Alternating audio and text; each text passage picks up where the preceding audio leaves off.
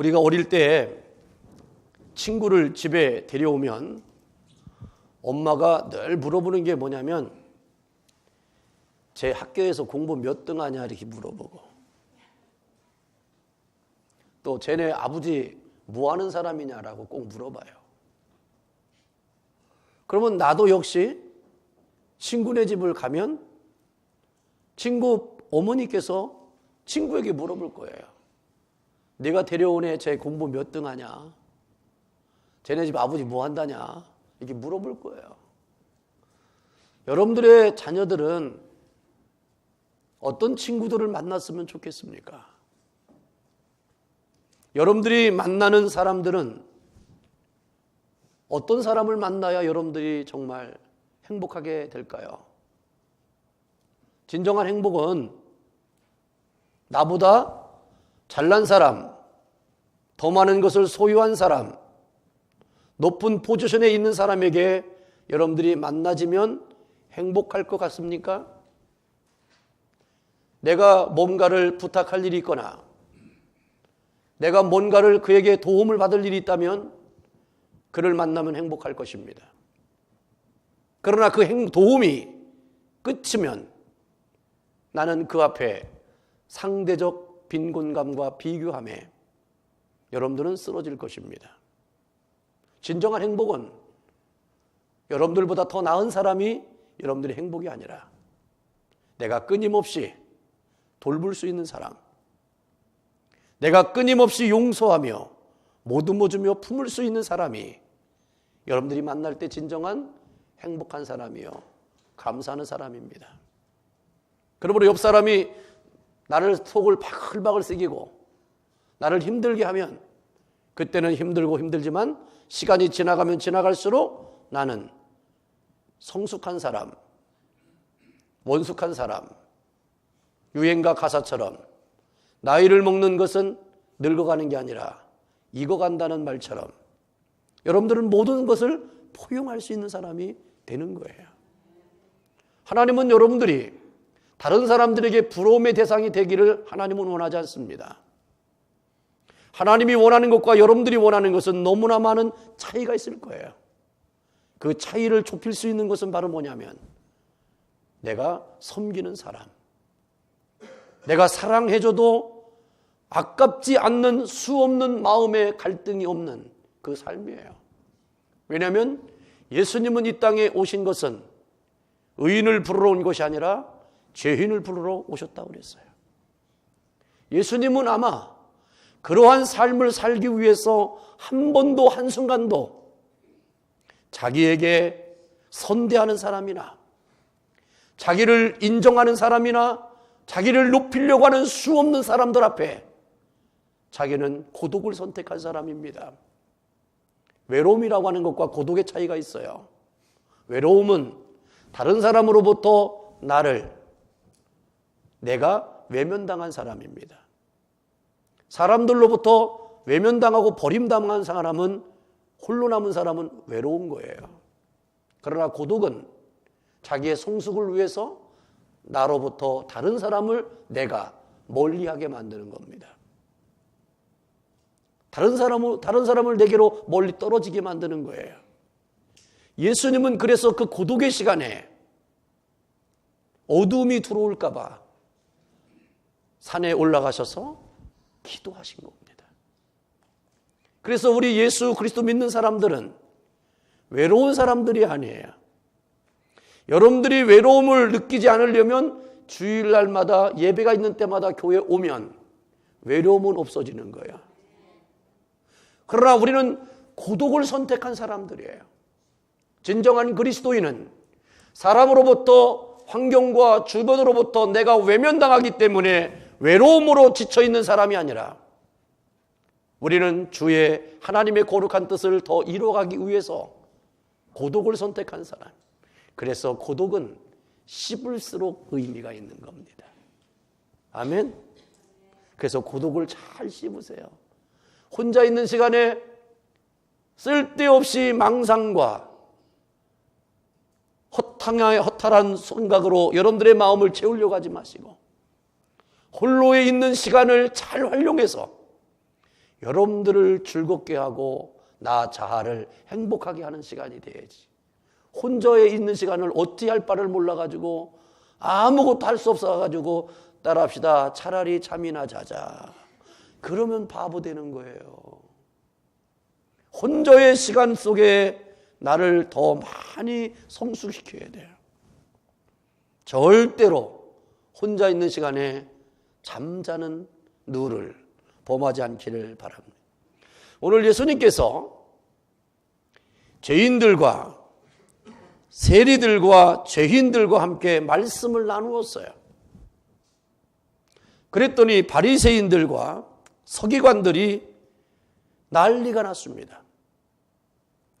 어떻게 예수가 저런 죄인들과 함께 같이 만나서 웃으면서 기뻐하고 저들과 함께 같이 식사를 하려고 하는지 우리는 도무지 이해할 수가 없다는 것입니다.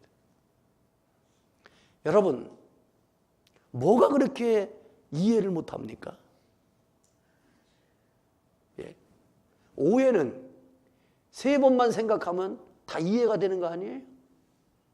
오해는 자기적인 감정이 돋구쳐서 나오는 표현이 오해예요. 오해가 생겼을 때 3번만 생각하면 이해가 되는 일을 내가 생각할 거는 안 하고 오해의 늪에서 계속 빠져있는 바리새인과 서기관의 모습을 보십시오. 만약에 예수님께서 이 땅에 오신 그 이유가 무엇인지에 대해서 알매 깊이가 있었다면 이런 얘기를 하지 않았을 것입니다. 자신이 진정한 그리스도인이라고 여긴다면 오늘 이 시점에서 내 자아가 자신이 나는 예수 그리스도를 믿는 사람이요 나는 하나님의 사람으로 삶을 산다라고 하는 것으로 고백할 수 있는 사람이라면 우리는 항상 영적 부담감이 있어요. 그 부담감이 뭐냐면 하나님을 어떻게 하면 기쁘시게 할까? 왜냐하면 내가 기쁜 것과 하나님의 기쁨은 다를 수 있다는 걸 알아요. 옆 사람이 기뻐하는 것과 내가 기뻐하는 것이 다를 수 있어요. 나는 옆 사람에게 간지름을 쳐가지고 옆 사람이 막 힘들어하고 막 괴로워하면 나는 기쁠 수 있어요. 근데 이 간지럼을 당하는 사람은요, 화가 날 수도 있어요. 그래서 점잖게 그만하세요. 하지 마세요. 그러면 토해. 그러니까 소리가 확 난단 말이에요. 그만하라니까. 화내잖아요. 왜? 나는 그게 기뻐가지고 막 하는데 옆 사람은 화가 나는 거예요. 그게 바로 기쁨의 차이가 있는 거죠. 그러니까 여러분, 나 좋다라고 내가 좋으면 옆 사람도 좋을 거라고 착각하면 안 돼요. 내가 만족하면 옆 사람도 만족할 것이라고 착각해서도 안 돼요. 중요한 것은 바로 오늘도 하나님이 기뻐하는 것과 내가 기뻐하는 것. 바리새인과 서기관들은 예수님의 사역 가운데 계속해서 부딪히는 사건이 나옵니다. 왜 그러냐면 그들의 원함이 다른 거예요. 원함이 다르다 보니까 계속해서 평행선을 가는 겁니다. 그래마다 사건마다 부딪히게 되는 거예요. 그것은 왜 그러냐면 다름에 대해서 인정하지 않고 자꾸만 다름을 맞추려고 하는 거예요. 내 것으로 소유화시키려고 하고 자기화시키려고 하는 유혹이 있기 때문에 그렇습니다. 여러분, 절대로 옆 사람을 내 사람으로 만들려고 하지 마세요. 왜냐하면 나도 내 사람이 되어지는 일에 실패했거든요. 여러분들이 원하는 대로 여러분들이 됩니까? 안 되잖아요. 내가 원하는 것과 내가 하는 것은 너무나 달라요. 그러니까 그런데도 불구하고 어떻게 옆 사람을 나와 같이 맞춰가려고 자꾸만 그래요. 절대로 우리는 자기화시키려고 하는 우상화의 마음에 자기를 자유케 해야 되는 겁니다. 오늘 이 바리새인과 서기관들이 예수님 앞에 그렇게 한 이유를 우리는 잘 알아야 됩니다. 왜냐하면 그들은 예수님이 이 땅에 태어난 이유를 모르기 때문에 그렇습니다. 존재의 가치를 모르기 때문에 그렇습니다. 그래서 오늘 우리는 하나님이 원하시고 하나님이 기뻐하시는 것이 무엇인지를 생각해야 돼요. 그러면 하나님 마음에 합한 자였던 다윗을 한번 보세요. 다윗은 하나님 앞에 엄청난 복을 받은 사람입니다. 그 복 중에서 최고의 복은 뭐냐? 하나님이 다윗을 인정해 주셨어요. 내 마음에 합한 자라고. 그거보다 더 큰 복이 어디 있겠어요? 그러니까 다윗이 행한 일들이나 업적이나 어떤 사건들은 죄악들이 많습니다. 다른 사람들이 볼 때에 그를 얼마나 저주하고 티끌로 그를 뿌리면서 저주했다 할지라도 그는 하나님의 사람이었기 때문에 군대 장관이 왕이여 눈짓만 하시면 내가 저의 목을 베우겠다라고 얘기했지만 다윗은 그걸 절제시킵니다. 이런 말을 하면서 혹시나 하나님이 저 입을 통해서 하나님의 말씀을 나에게 듣게 하시려고 하는지를 누가 알겠느냐. 그리고 저가 나에게 그렇게 퍼부었던 얘기가 하나님 보실 때 나를 너무너무 불쌍히 여겨서 하나님이 나를 품어주시고 나를 위로해 주시고 나를 지켜주시지 않겠느냐라는 고백으로 군대 장관의 행위를 절제시키잖아요. 여러분, 두 가지 마음입니다. 저의 입에서 통해서 나오는 소리가 내가 듣고 회개해야 될 소리인지, 아니면 저의 하는 것이 나에게 너무너무 내 마음을 아프게 하고 괴롭게 해서 하나님이 나를 지켜주고 나를 위로해 주시면 안 될 만큼 그런 소리를 하나님이 듣게 하셨다면 모든 것이 하나님이 나를 위한 것이지 않겠느냐라는 거예요.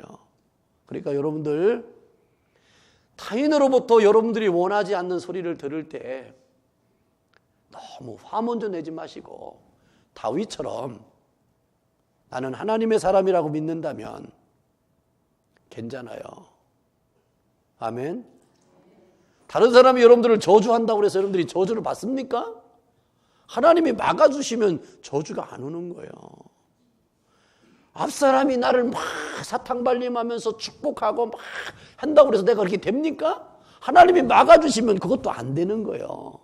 중요한 건 뭐냐면 하나님이 하셔야 된다는 거지.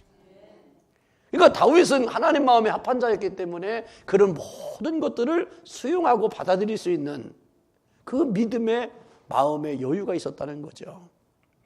그렇게 될 수밖에 없었던 것은 바로 뭐냐면 다윗은 항상 하나님을 향하는 마음이 있었어요. 그리고 하나님께서 자기에게 원하시는 일이 있다면 그는 항상 그 뜻을 따르려고 했어요. 그리고 하나님의 말씀이 들려지면 항상 그는 말씀 앞에서 무릎을 꿇었어요. 그리고 사람들 앞에서 자기의 체면을 생각하지 않고 무릎 꿇고 회개했어요.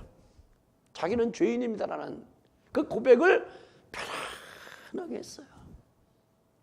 여러분, 내가 잘났습니다, 나는 의롭습니다, 나는 바르게 삽니다라고 하는 얘기를 하기가 편하십니까? 아니면 나는 죄인입니다 라는 말이 하는 게 여러분들 편하십니까? 우리 소위 청년은 뭐가 더 편해요?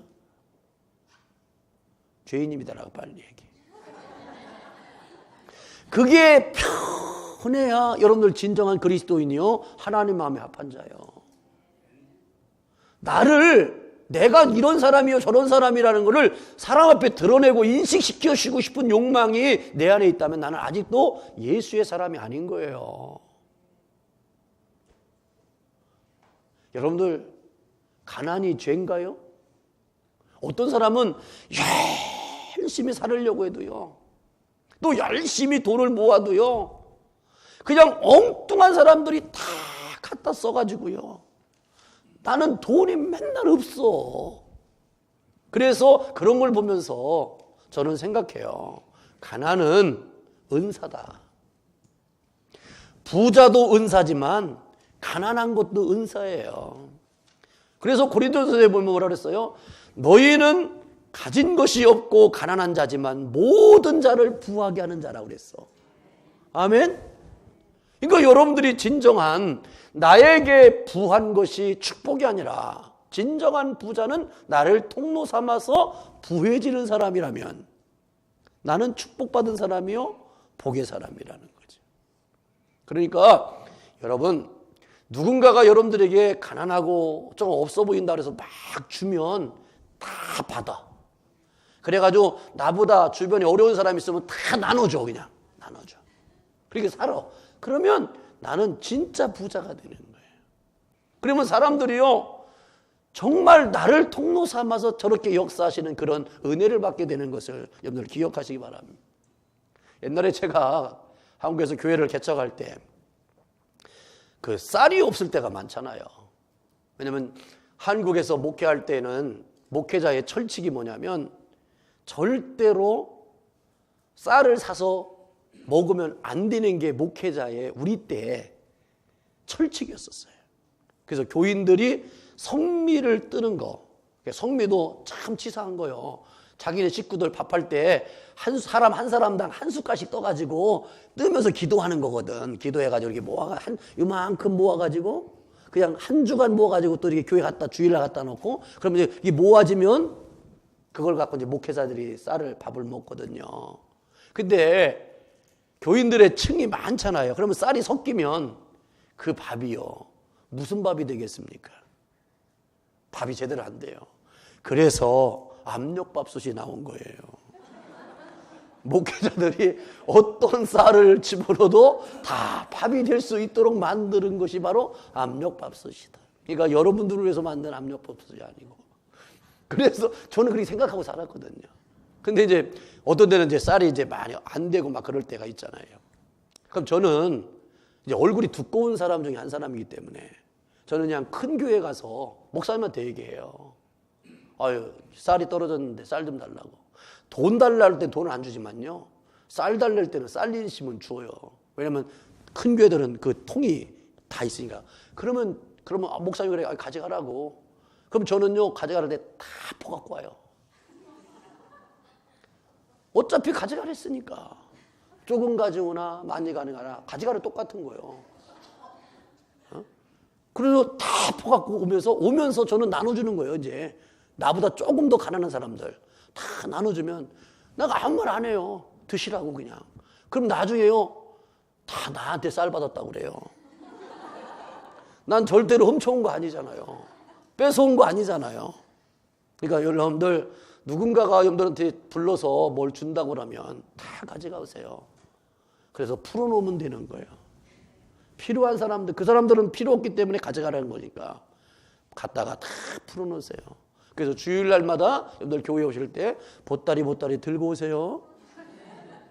거지가 아닌 거예요. 교인들을 거지 만들려고 하는 게 아니라 서로의 필요함을 공급하면서 성도들이 아름다운 교제를 이루는 거잖아요.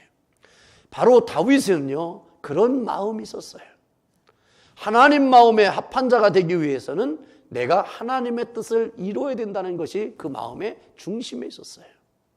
그렇기 때문에 다윗은 회개하는 것도 쉬운 거예요. 누구에게 지적을 당해도 그것 때문에 노여워하지 않습니다. 그리고 법궤가 멀리 다른 나라에 뺏기고 이 방치되었을 때 그 법궤를 어떻게 합니까? 옮기잖아요. 옮기고 이제 그 법궤를 안치할 하나님의 성전을 건축할 마음을 갖잖아요. 그게 바로 하나님이 다윗을 향한 마지막 극치적 인정된 마음이었어요. 결국 다윗은 성전을 짓지는 못했어요. 다 준비는 했어요. 근데 영광은 하나님께 돌린 거예요. 아멘? 여러분, 역사라고 하는 것은 내가 완성하고 내가 끝맺히는 것만이 하나님이 기뻐하는 게 아니라 하나님이 기뻐하는 것은 내 마음의 중심입니다. 사람들은 외모를 보지만, 결과물을 보지만 하나님은 동기를 보시고 과정을 보시고 그의 마음의 중심 속에 무엇이 있는지를 보게 된다는 거예요. 그래서 다윗이 그렇게 하나님이 보기에 합당한 자가 되었습니다. 그러므로 오늘도 이 시대에 우리는 정말 하나님의 마음에 합한 자가 무엇이 누구냐 이거예요. 그것은 바로 뭐냐면 여러분들의 마음이 성전돼야 돼. 성령이 거하는 전이 돼야 된단 말이에요. 그러면 성령의 전이 되려면 어떻게 되겠어요? 내 안에 말씀이 있어야 돼요. 그리고 내 안에 말씀이 들어와야 내가 늘 회개할 수 있는 거예요. 왜냐하면 하나님의 말씀은 거울과 같다고 그랬어요. 그 말씀에 비추어서 내가 늘 봐야 내가 어떤 모습이 있는지를 알잖아요. 여러분들, 여성분들은 거울을 언제 많이 보시나요? 화장할 때 보시잖아요. 그리고 이제 마지막으로 화장했지만 또 나갈 때도 또 보잖아요. 그러니까 다른 사람을 우리가 예의를 갖추는 거예요. 화장이라고 하는 것은요, 자기 좋으라 하는 것이 아니에요. 다른 사람에게 잘 이쁘게 보여주려고 화장하는 거예요. 그러니까 누구를 만날 때는 꼭 화장하세요. 그런데 중요한 건 또 뭐냐면 집에서도 할 수 있으면 하세요. 왜냐하면 남만에게 이쁘게 보이는 게 중요한 게 아니라 가까운 사람에게도 이쁘게 보이는 것이 좋잖아요. 그러니까 우리는 이러한 예의와 우리가 마땅히 해야 될 일은 뭐냐? 거울을 봐야만 볼 수 있는 거예요.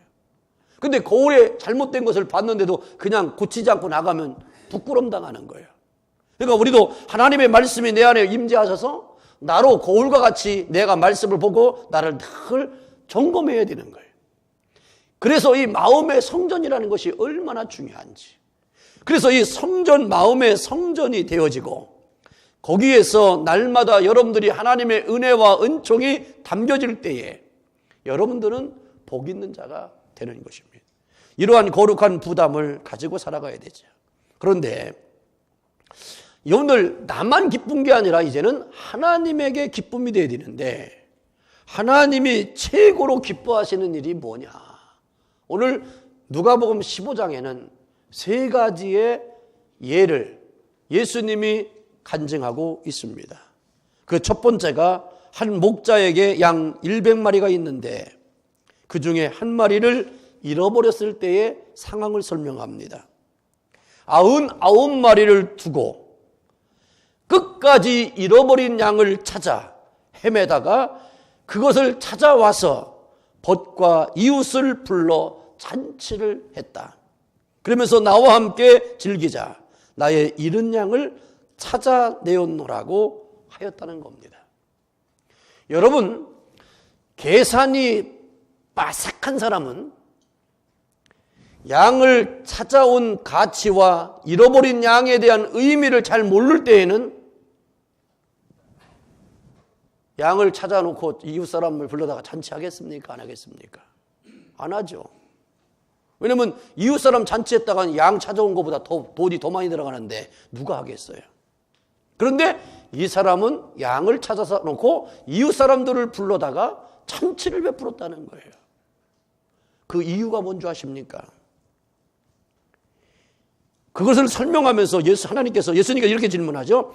죄인 한 사람이 회개하고 돌아오면 하늘에서 회개할 것 없는 의인 99으로 인하여 기뻐하는 것보다 더하리라. 그러니까 이 땅에서 회개하고 돌아오는 영혼에 대한 관심이 하나님에게는 그토록 기쁨이 된다는 겁니다.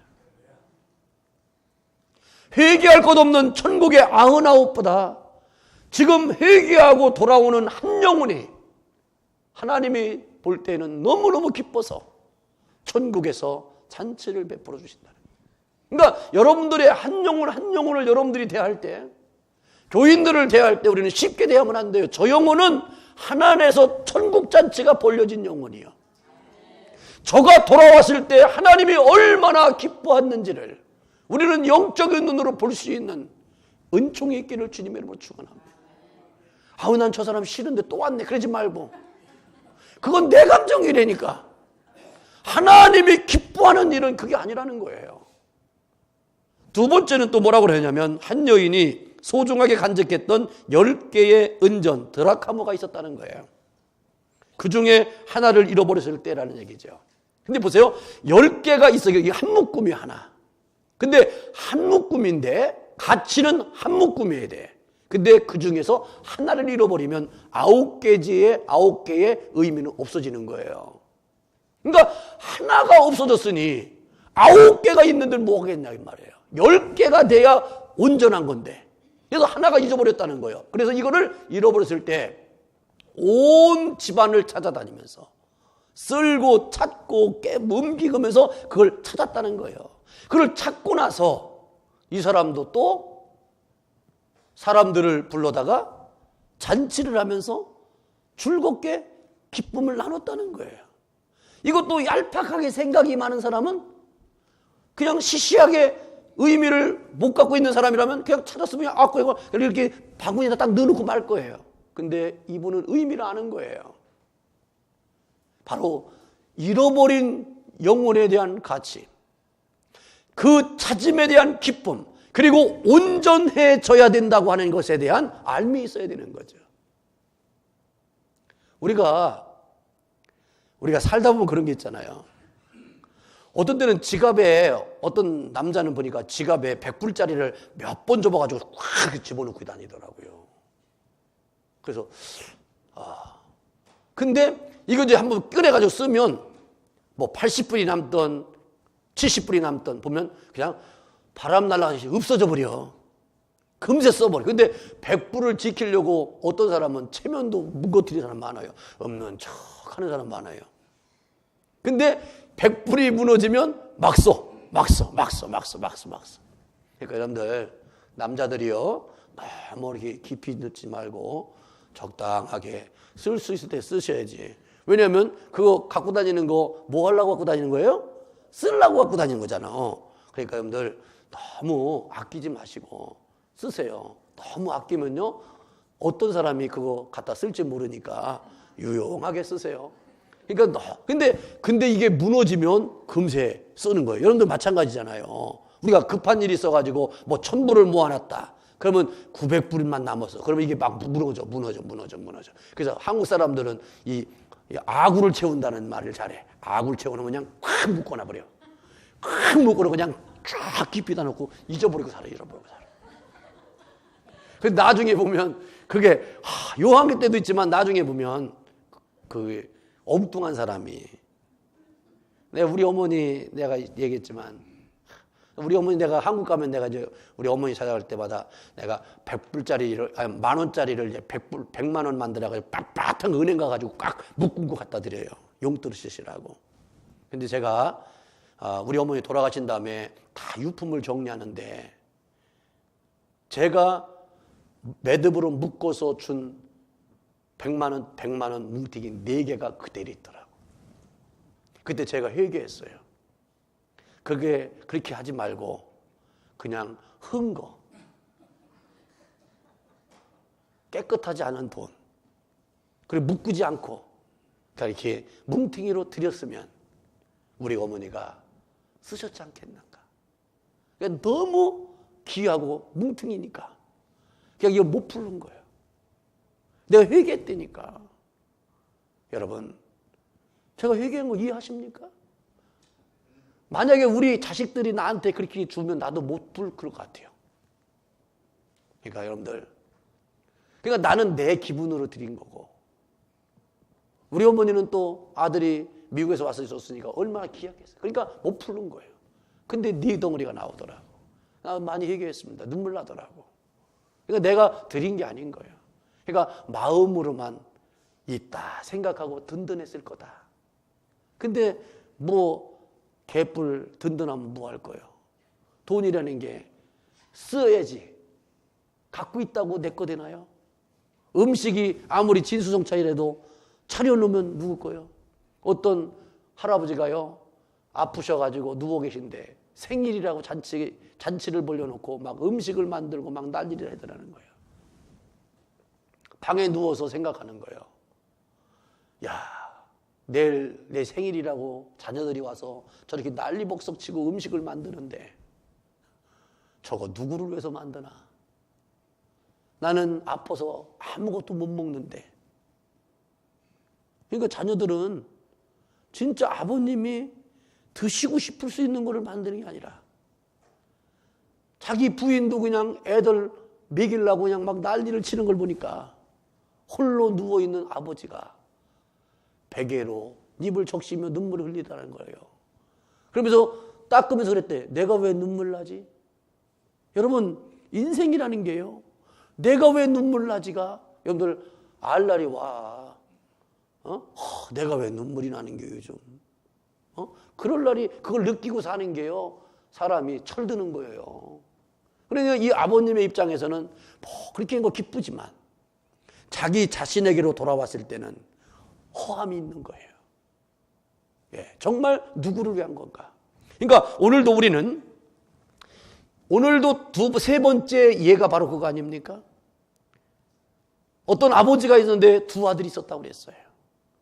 둘째 아들은 아버지로부터 물려받을 상속을 다 가지고 유산 받아가지고 멀리 가서 살다가 그 재산을 다 탕진해서 나중에는 돼지와 함께 살고 돼지가 먹는 지엽 열매를 먹으면서 살아가는 거예요. 그리고 아주 종이 돼버린 거예요. 그래서 한날은 하늘의 별을 바라보면서 이렇게 생각했습니다.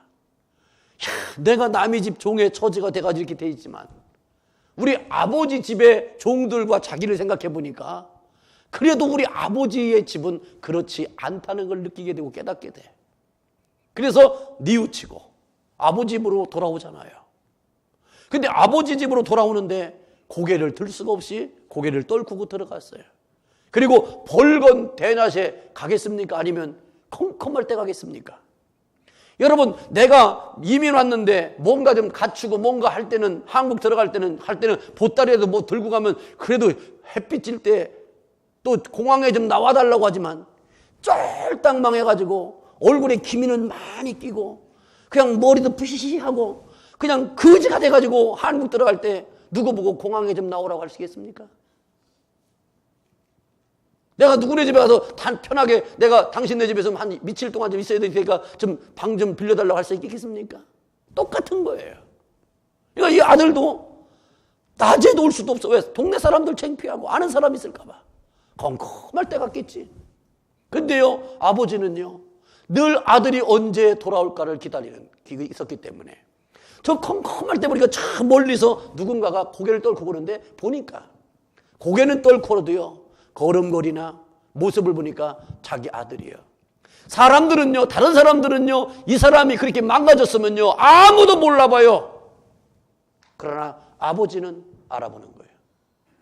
여러분, 운동장에 1000명이 넘는 학생들이 있어도요, 내 자식은 보여. 엄마들의, 아버지들이 막 졸업식 날 할 때 막 교문으로 막 무대기로 막 들어오면요, 내가 딱 서 있으면요, 우리 엄마 아버지는 보여.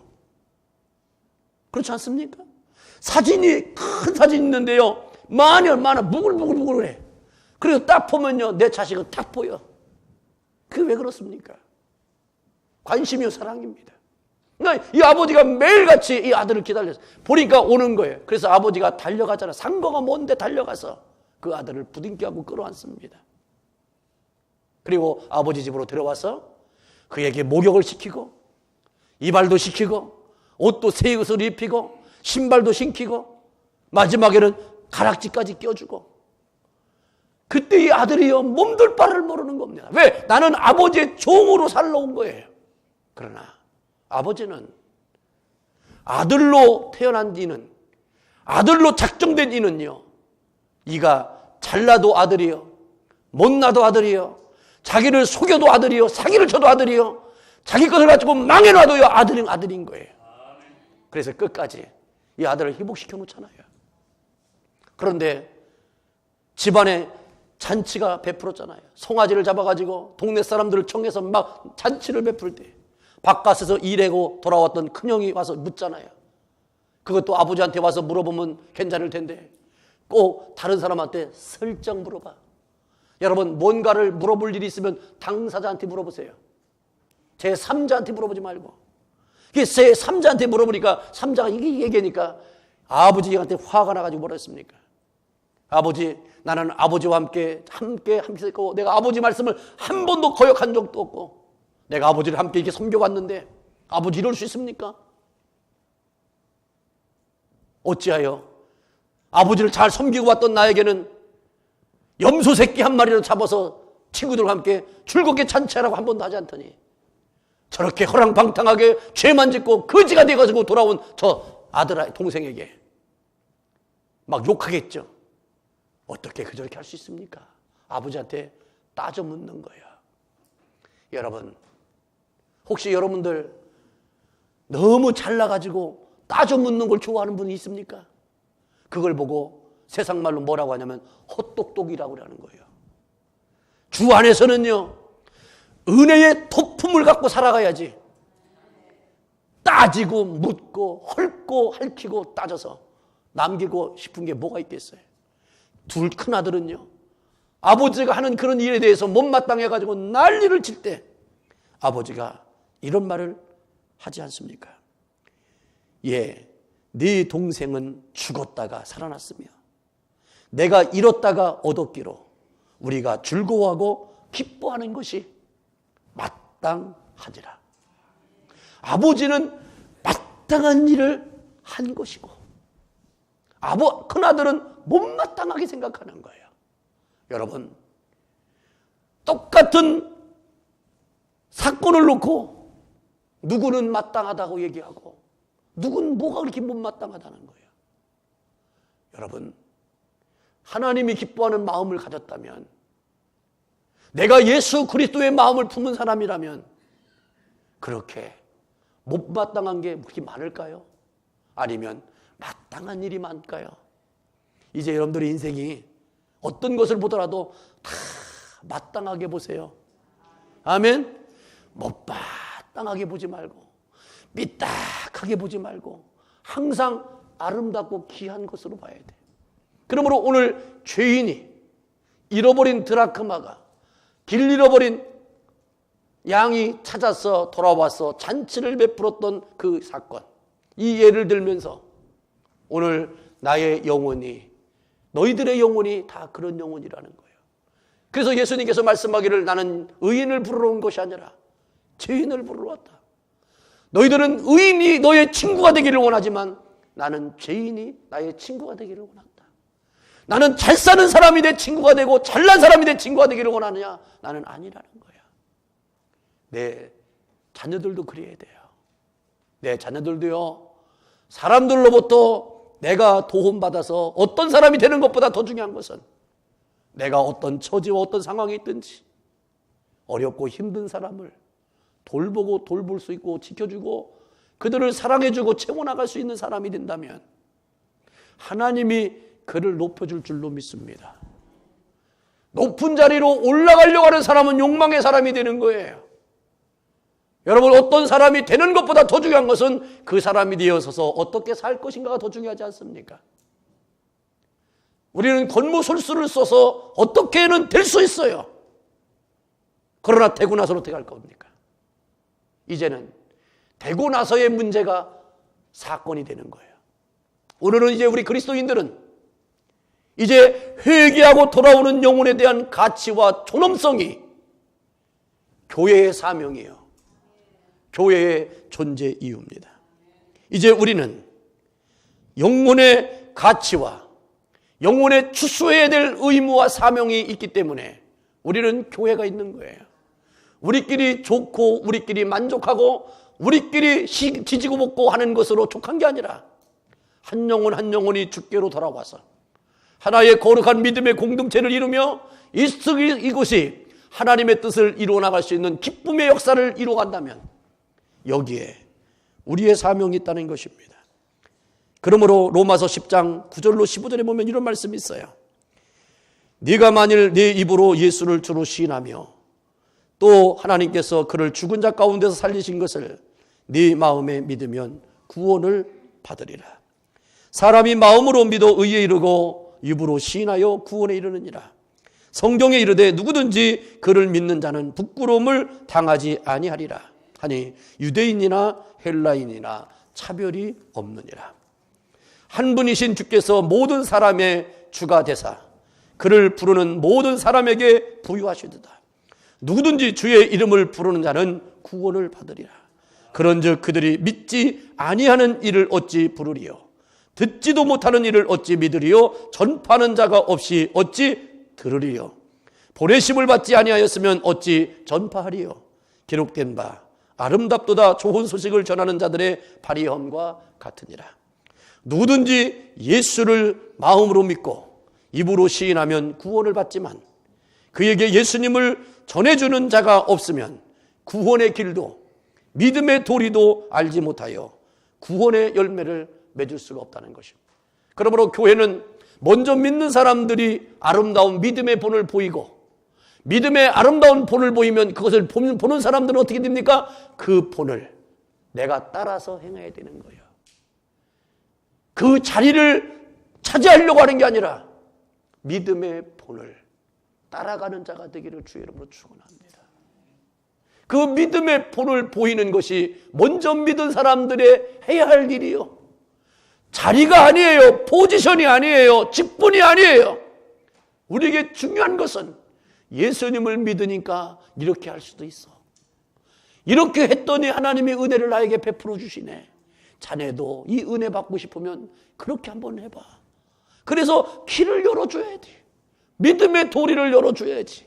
그래서 온 성도들이요, 우리가 그렇게 되어주고 싶은 갈망의 마음이 넘쳐나는 교회를 은혜로운 교회라고 하는 거예요. 그냥 분위기 잘 만들어 놓고 무슨 악단을 만들어 놓고 그룹 사운드를 만들어 놓고 별짓을 하고 조명이 아름답게 해서 거기에 하나님의 임재가 없다면, 하나님 마음에 합한 것이 없다면 그건 아무것도 아닌 거예요. 진정한 것이 뭡니까? 하나님이 은밀한 곳에서 네가 기도할 때 내가 너의 기도를 들으신다고 그랬잖아요. 투박하지만 아무것도 아닌 것처럼 보이지만 하나님이 그곳에 함께 하신다면 주님이 놀라운 역사를 이루시는 거예요.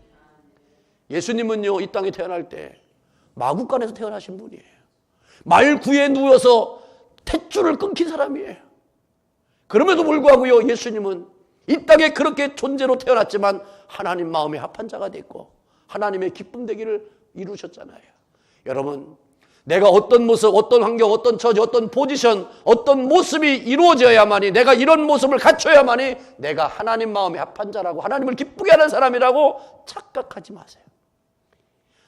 이제는 진정한 가치와 의미와 하나님이 기뻐하는 것은 영혼을 사랑하고 영혼을 추수하고 영혼들을 구원의 길로 인도하는 그것이 바로 진정한 하나님의 최고의 기쁨입니다.